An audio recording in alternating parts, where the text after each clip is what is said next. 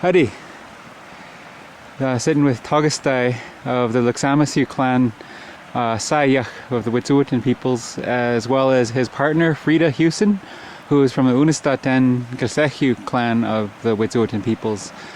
Today is November 11th, and we are sitting at Gosnell Creek crossing of the Wet'suwet'en, and there is a brand new cabin built out here. We came to look at it as well as visit the river and hang some beautiful banners up on the bridge and speak about our topic, our ideas about the tar sands, the pipelines, the refineries.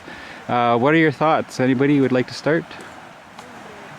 Well, the area that we're sitting in right now is the proposed crossing for the proposed Northern Gateway Enbridge project. It's a pipeline that's proposed to take crude oil from the tar sands of Alberta into Wet'suwet'en territory, across Wet'suwet'en territory, from Alberta into Kitimat. And the place that they want to actually put it is about 20 meters downstream here. And they want to actually do some directional drilling to bring the Enbridge pipeline under the river and across into Kitimat and continue on. We're resisting it. We're not only going to resist it, we're actually going to stop the pipeline from coming in. There is absolutely no way the pipeline is going to make it into Wet'suwet'en territory.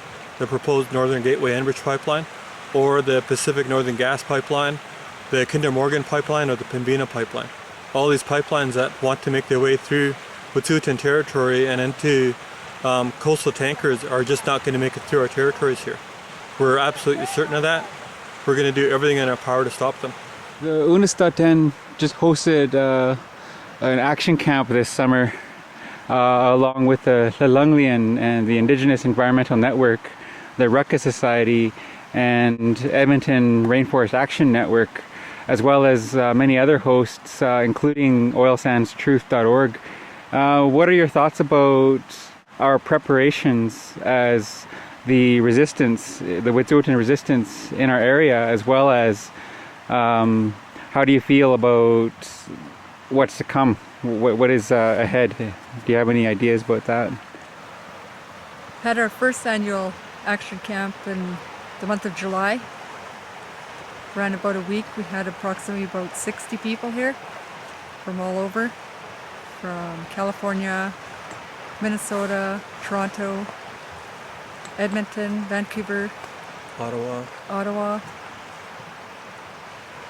And that was a very successful camp, I felt, and got everybody excited. And it's an annual event that we'll be having held every year, every summer here.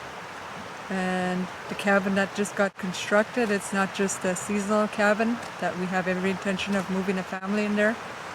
And we probably will be moving in once it's completed. So I'm looking forward to that, to start occupying the territory and taking back what's ours and protecting it from all the industry, pipelines, forestry. Mm-hmm.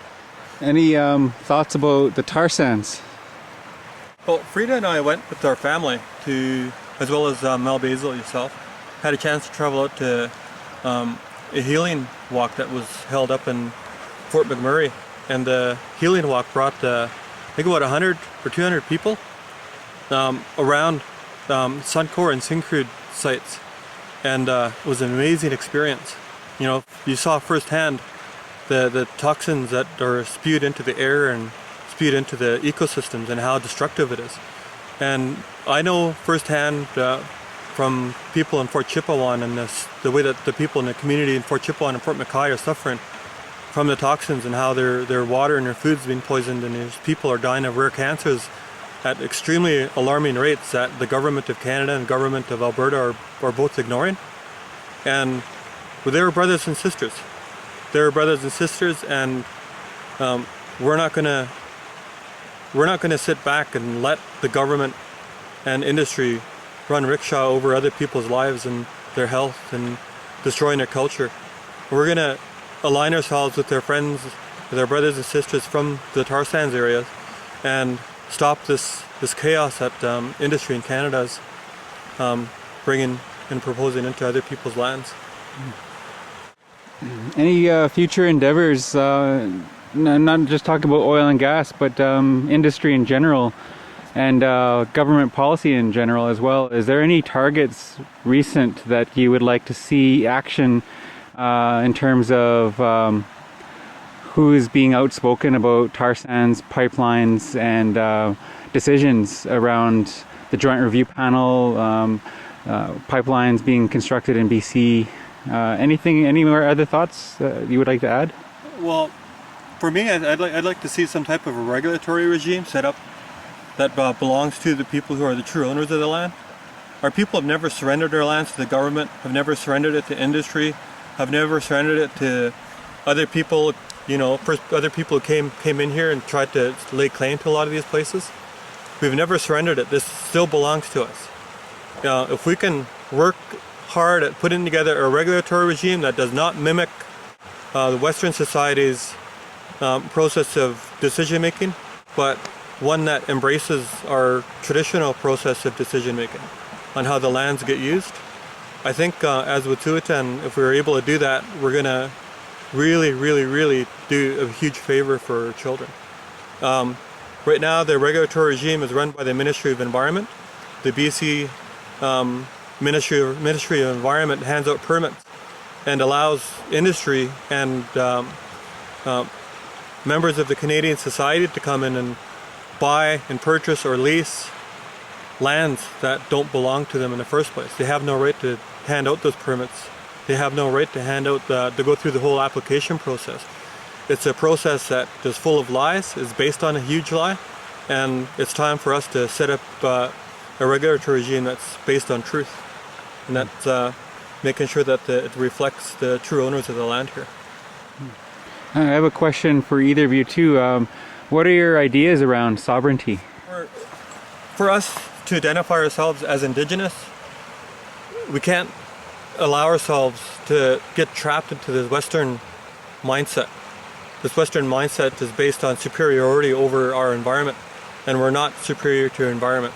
Despite having a bridge, despite the roads and all the stuff that's around us, we shouldn't put ourselves in a position where we think we are superior and we're trying to conquer our environment.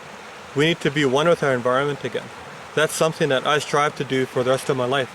I'm going to make absolutely sure I put every effort into making sure that at some point in my life I've surrendered enough of my Western self and embraced enough of my Indigenous self to become one with my environment, because that's who we are as Wet'suwet'en people, as Yankatene people of the land.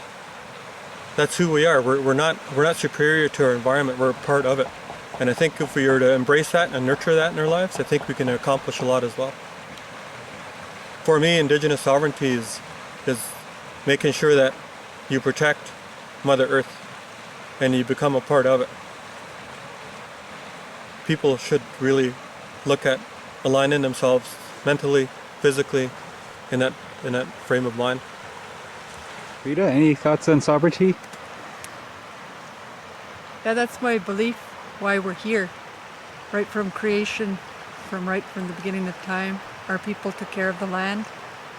They never overhunted, they never overfished. They made sure that they took what they needed and left everything as is, so the environment around them stayed as is.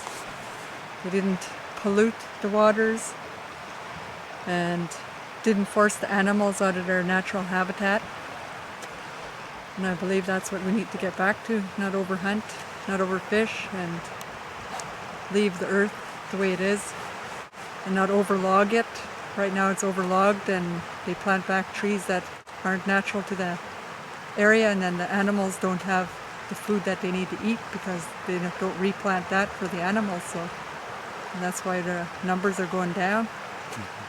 So we need to get back to that, to replenish, let the earth replenish itself. So, us do our part and quit harming it. Mm-hmm.